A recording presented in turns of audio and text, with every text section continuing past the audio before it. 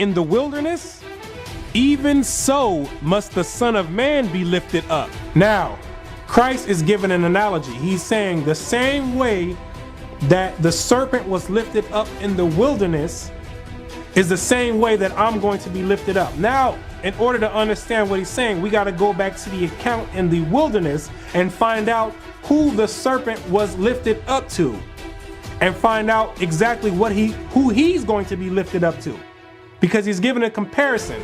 The same way it happened in the wilderness is the same way it's going to happen with me. Numbers 21 and verse 5. And the people spake against God and against Moses. Wherefore have ye brought us out of Egypt to die in the wilderness? For there is no bread, neither is there any water, and our soul loatheth this light bread. And the Lord sent fiery serpents among the people, and they bit the people, and much people of Israel died. See, the Israelites were complaining after coming out of Egypt because it was rough in the wilderness. Didn't have the luxuries of eating bread whenever they wanted to, and it was rough. So they started complaining against Moses and against God, and the Most High sent fiery serpents to bite the Israelites and start putting them to death. This is referring to the Israelites, not all people, so keep that in mind. Therefore, the people came to Moses and said, We have sinned, for we have spoken against the Lord and against thee. Pray unto the Lord that he take away the serpents from us. And Moses prayed for the people. And the Lord said unto Moses, Make thee a fiery serpent and set it upon a pole. And it shall come to pass that everyone that is bitten, when he looketh upon it, shall live. See, it says everyone. That's the same exact word as whosoever. It says everyone that is bitten that looks upon this pole shall live. Now, the everyone, is that talking about somebody who was living in China at the time? Or was that talking about everyone of Israel? This is context, people. Context 101. Everyone of Israel who looked upon this serpent would live. He lifted it up, and everyone who looked on it would live. They'd be revived from the poison that was inside of them. See, now this is the same exact replication that Christ was saying that he was going to do. He says the same way that Moses lifted up the serpent to the people of Israel in the wilderness is the same way that I have to be lifted up to the people of Israel and die on the cross. It's the same exact thing. This is correct context in the Bible. It's not speaking about all people. It's not speaking about all people. That's simply just not what John 3:16 is speaking about. It cannot be talking about that because it would be contradicting the entire Bible. Revelations chapter 12 verse 9. And the great dragon was cast out, that old serpent called the devil and Satan, which deceiveth the whole world. You have to ask yourself, why is it that somebody would lie about something as simple as the verse of John 3:16? This is the reason why. You always must remember this verse when you hear something contrary from what you've been taught for centuries or for decades. The traditions of men that has been passed on for centuries and decades. You have to remember that the prophecy says that Satan deceived the whole world. Now this world is talking about every inhabitant of the world, because nobody knows who the real Jews are. Nobody knows that Christianity is a lie.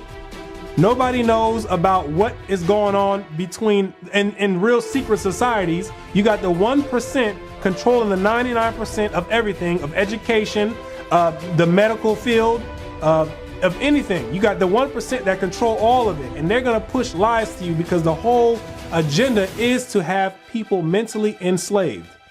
That is the agenda. And Satan is behind all of that. And the number one thing is religion.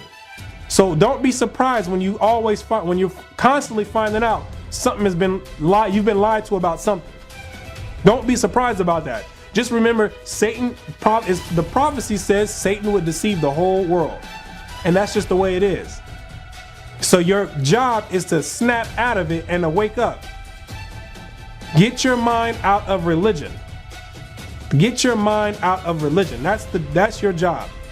Snap out of it. You've been hypnotized with the same stuff that's been pushed on you over and over and over. So when somebody comes and tells you the truth, it seems like that's a lie.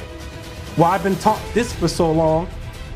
Even though this brother's bringing out the truth, that's a lie. People don't want to hear that. People are accustomed to hearing the same thing over and over, and then a lie becomes the truth. And that's exactly what happened to the verse of John 3:16. When you say a lie so many times, people keep reciting it, and now that's become the standard. That is the truth. That's become people's reality. A lie has become people's reality, and that's what has happened. That's why it's astounding to see the correct breakdown of John 3:16. It's just so far-fetched and totally different than what you've used to been hearing. Ecclesiastes 12 and verse 13. Let us hear the conclusion of the whole matter. Fear God and keep his commandments, for this is the whole duty of man. And if you didn't understand the John 3:16 deception lesson, your job is to keep God's commandments. And maybe one day he'll give you the understanding.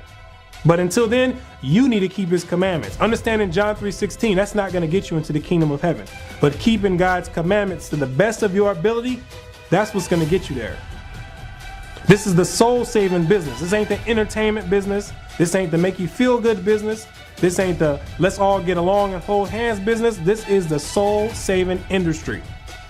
So your job is to keep God's commandments. Let's find out what one of God's commandments are that you must keep in order for your soul to be saved. Leviticus 19 and verse 29. Do not prostitute thy daughter to cause her to be a whore, lest the land fall to whoredom and the land become full of wickedness. Do not prostitute your daughter to cause her to be a whore. What is that saying? Don't be putting on skinny jeans on your daughter with her butt showing all out. Don't be putting tight t-shirts where you have her breasts hanging all out. Don't be having her trying to look like Kim Kardashian. Don't be having her trying to look like the women on Atlanta Housewives. That's prostituting your daughter to cause her to be a whore. God says you're not supposed to be doing that.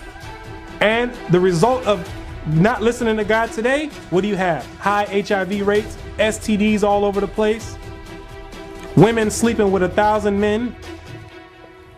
This is what you have because people don't want to listen to this law. People want to teach that the laws are done away with. Why would this law be done away with? Why would God say it's okay now to prostitute your daughter to cause her to be a whore and to have her dressing filthy out there and vile?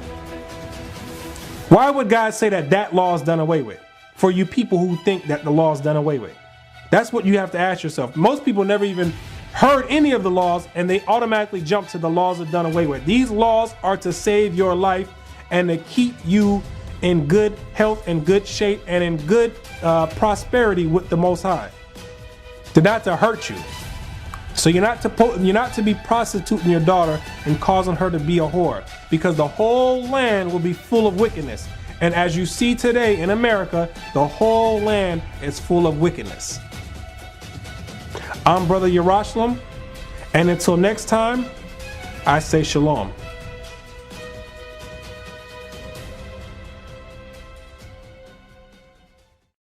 Shalom, this is Brother Yarashalam asking the viewers to like the video, subscribe to the channel, and share the videos so that the word can be spread throughout the four corners of the earth as prophesied. And with that, I say shalom and peace and blessings to the nation of Israel.